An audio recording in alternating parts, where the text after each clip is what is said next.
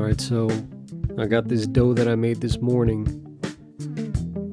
It's a fresh dough. I gotta work with it quick. It's been sitting out for a little bit, getting ready for this pizza. Get in the flour. Nothing special here. When we get it on the board, we want to make sure we flour the peel so it doesn't stick.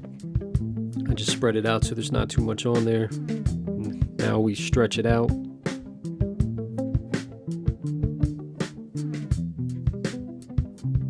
Leaving a little bit of a crust, but not doing it like a Neapolitan pizza.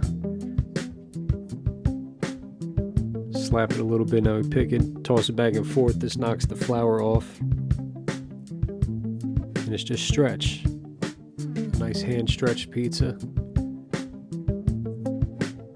Get it on the peel.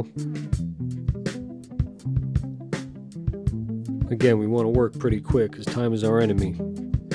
So this is just Sclafani crushed tomatoes. I don't do anything but open the can and add some salt, a little bit of water. And we're going to want a little more than that. Spread it out nice and even.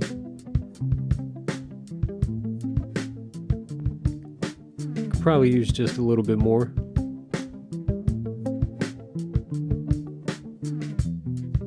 There we go. Throw some cheese on there. This is just shredded whole milk mozzarella, low moisture. I believe this was Galbani, but any of them work.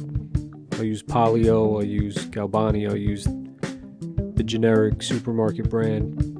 As long as it's low moisture mozzarella. I prefer whole milk, but part skim will work just as well. Spread the cheese out. Let's get a little Parmigiano Reggiano on there. Got this from a friend of mine named Chris, who works at a cheese processing facility. Normally I prefer pecorino. Here, throwing a little basil on. I grow this on the countertop. The plants are about to die though, so I'm gonna have to start from scratch. And now some olive oil.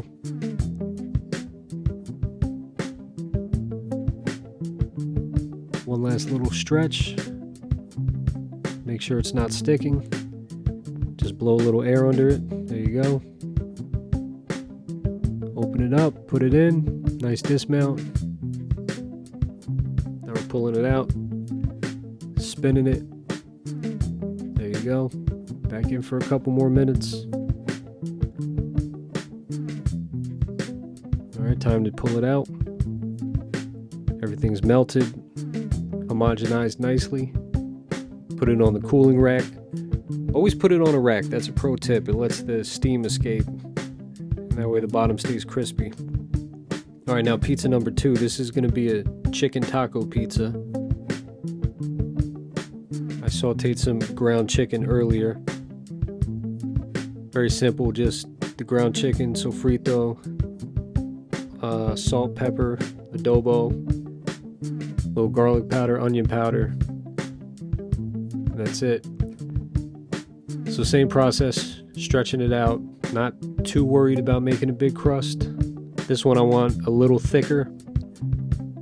This dough is actually right out of the refrigerator, so it's colder. I needed to maintain its structural integrity because this is going to be a heavy pizza. Again, just stretch it out.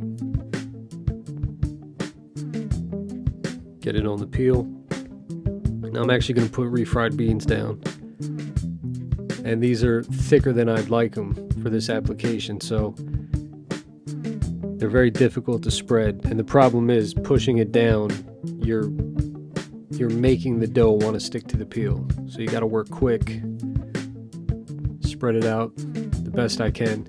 If I were to do this again, I would just put this on last in dollops on the top of everything. It will make everything a little quicker and easier.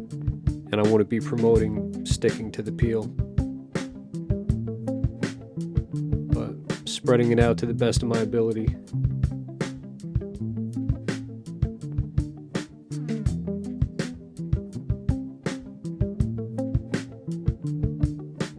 And it just keeps spreading. This is really taking forever. So Now that it's not sticking, I could add a little more. I got a little more confidence that this won't stick. And thankfully, these aren't wet, so it doesn't want to seep through. Now we add the cheese. This is a mix of the low moisture mozzarella and some extra sharp Vermont cheddar. Get that all on there.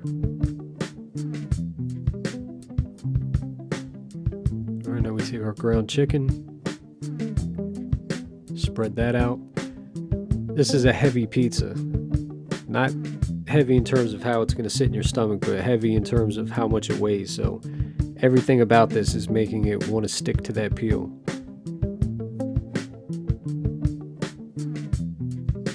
All right, that looks good. Let's wash my hands real quick.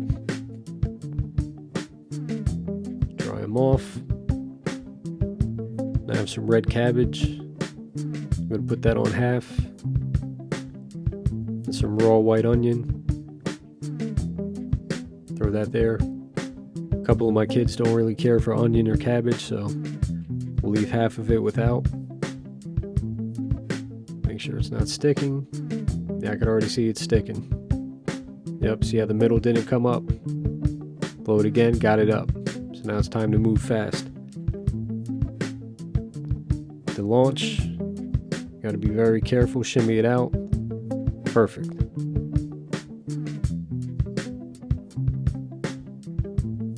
Yep, got to give it a taste. Tastes very good. Time to check it. Looking good. Stuck a little bit, but not a big deal. Give it a spin. Back in for a couple minutes. Okay, now I'm going to put the plain pie in to warm up and crisp up on the bottom a little. So we throw that on the bottom stone. And we take this one off the steel, put it on the rack. Bottom looks nice. And again, you want to put it on the rack so that steam escapes and the bottom doesn't get soggy. Alright, I'm going to transfer it from the stone to the steel. Give that a feel. Feels good. Feels good. Could use a little more crispness. So we're going to throw that back in as well.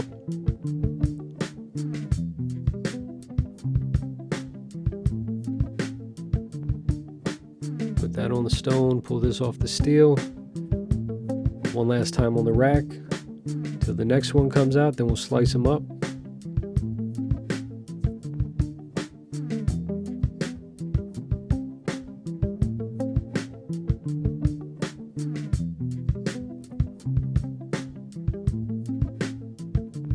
There we go.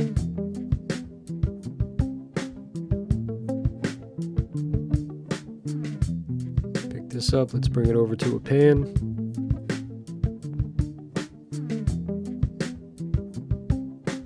And grab the pizza cutter. Just slice through it. This is about a 15-inch pie. I could have stretched it a little thinner, but nobody in the house likes it super, super thin, so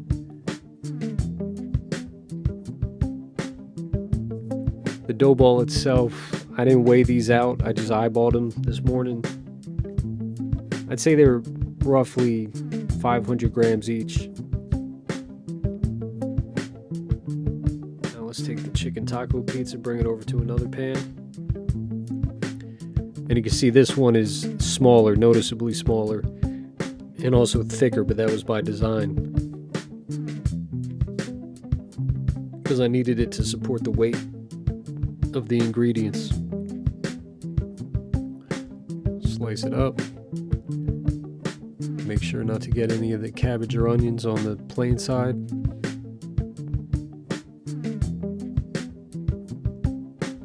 Feels nice. There's a nice crisp to it.